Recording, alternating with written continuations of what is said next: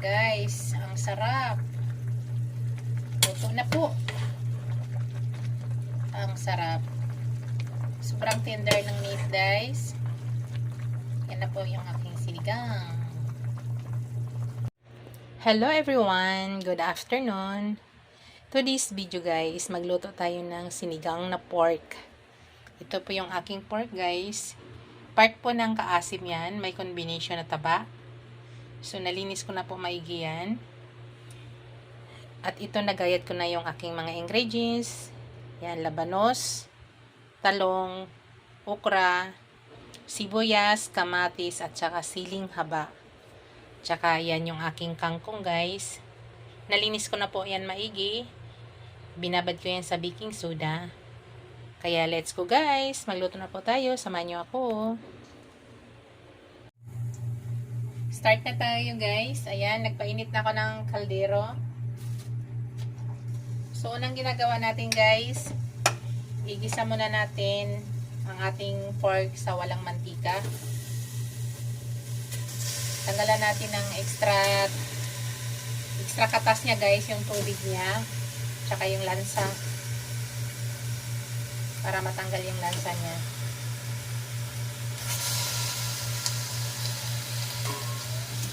So, yan, hayaan lang natin yan hanggang matuyot siya, guys, na wala na siyang tubig, bago natin ilagay yung ibang ingredients at ilalaga na natin siya para lumambot. Hello, guys, pag ganyan na, guys, ayan, wala na siyang katas, tuyo na siya. Ayan, nakita nyo, guys. Ilagay na natin yung ating kamatis at saka sibuyas. Kasi pakuluan na natin siya. Ayan, ganyan na siya, guys. Pakuluan na natin. So, ilagay ko muna yung aking kamatis at saka sibuyas para lumasad yan. Bago natin pakuluan. Palambutin natin siguro mga 45 minutes papalambot natin sa ating meat. Kasi kung napansin nyo, guys, ayan o. Malalaki ang pagka-slice ng aking kaasim. So, sinadya ko yan, guys. Malaki ang slice. Pag ako nagsigang minsan, maliliit lang nila. Ngayon, malalaki siya. So, hindi ko na yan pinat ng maliit. Tama na yan. So, igisa lang muna natin ang ating kamatis at saka sibuyas sa saglit, guys. Tapos, maya-maya, maglagay na tayo ng tubig para lumambot. So, hayaan lang muna natin maigisa yung ating kamatis at saka sibuyas dito sa ating pork. Hello, guys. Dito, guys, habang ginigisa ko siya, naglalagay na ako ng panglasa na patis para ang kanyang meat mayroon ng lasa bago natin lagyan ng tubig.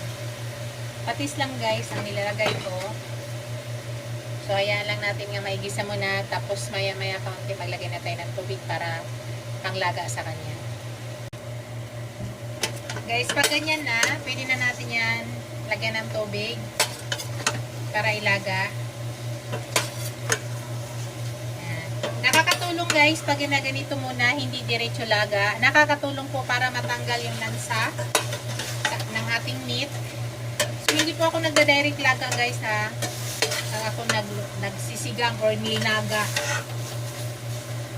Hindi po ako nagda-direct naglagay ng tubig. So, kinukutsa ko muna ng ganyan. Pwede na tayo maglagay ng tubig, guys. Actually, ang ilalagay ko dyan dapat, guys, ay pinaghugasan ng bigas. Kaso lang, marami kaming kanin kaya hindi ako nagluto ng kanin. Kaya ang ilagay natin yung hot water. Hot water ang ilagay natin.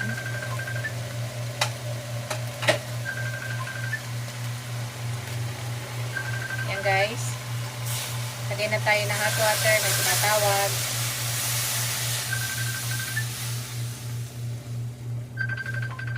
Yan, pagkatapos, pag kumulo, guys, pahinaan na yung apoy. Tapos kung gusto nyo magdagdag ulit ng tubig, pag hindi pa siya malambot, magdagdag kayo. So, pag kumulo yan, guys, pahinaan ang apoy, medium, para maganda ang pagkaluto sa ating meat. Sagutin ko muna, guys. Hello, guys. I-check natin, guys. Tingnan natin kung malambot na.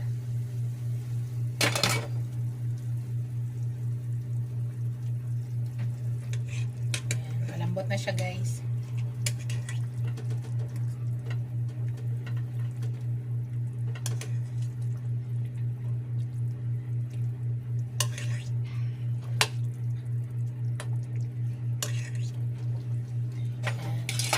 Siguro mga 5 minutes guys, maglagay na tayo ng ibang ingredients.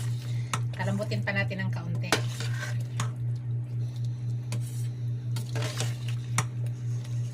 Yan na yung nangyari. So, nagdagdag ako dito ng tubig guys ha. Naka 35 minutes na tayo. Nagdagdag ako ng tubig kaunti. So, mga 5 minutes guys. Hello guys, ilagay na natin yung ating labanos guys.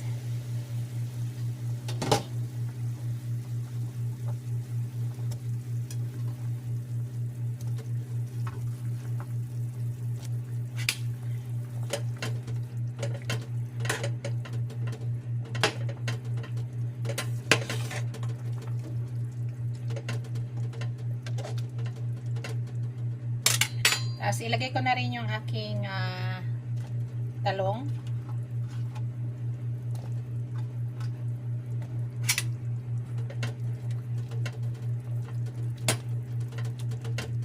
Maya-maya kaunti yung okra. Tapos ilagay na natin yung ating paasim guys. Sampalok. Para maglagay na tayo ng panglasa.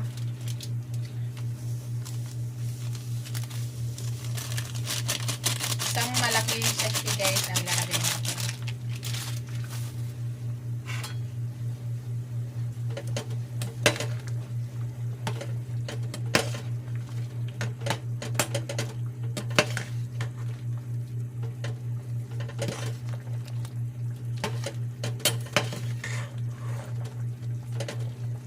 Kunti lang gulay nilagay ko guys kasi ako lang kakain niya ng talong at saka okra. Hindi na kaya yung aking anak. So, maglagay na ako ng patis, guys.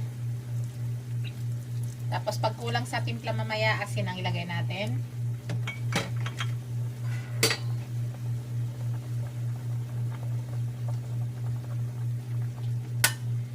Ganun na siya ka-easy.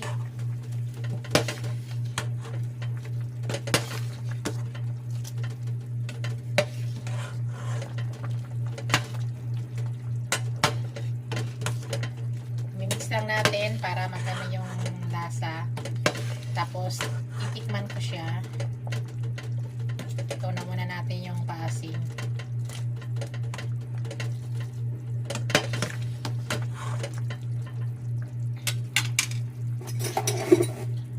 Titimplahan ko na siya guys. Titikman ko siya.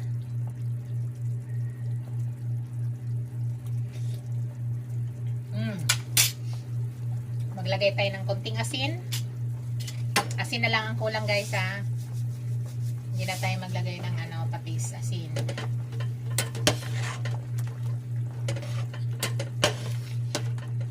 Tama lang sa asin guys.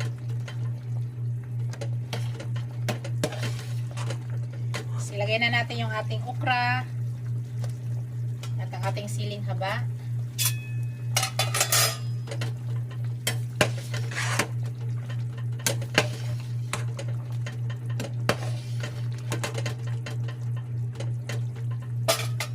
Titikman ko siya ulit.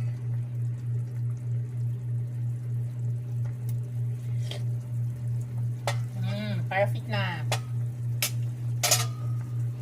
Perfect ng lasa guys. So maya kaunti ilagay na natin yung ating dahon, yung ating kangkong. Yan guys, ilagay na natin yung ating kangkong.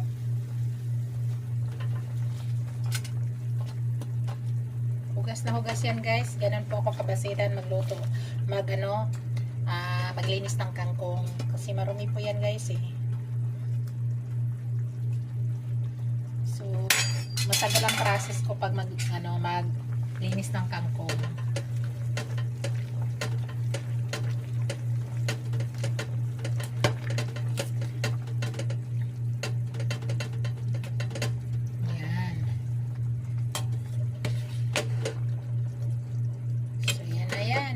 Perfect na.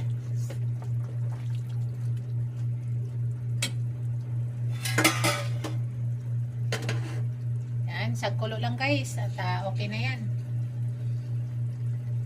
Bago pala lahat guys, i-shout out ko ang aking mga channel members, ang aking mga subscribers, viewers, silent viewers. Maraming salamat guys sa walang sawang suporta sa aking channel.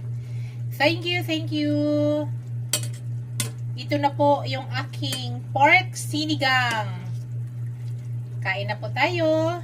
Thank you for watching guys. Don't forget to like, comment, share, and subscribe to my channel. See you in my next video guys. God bless us all. Bye!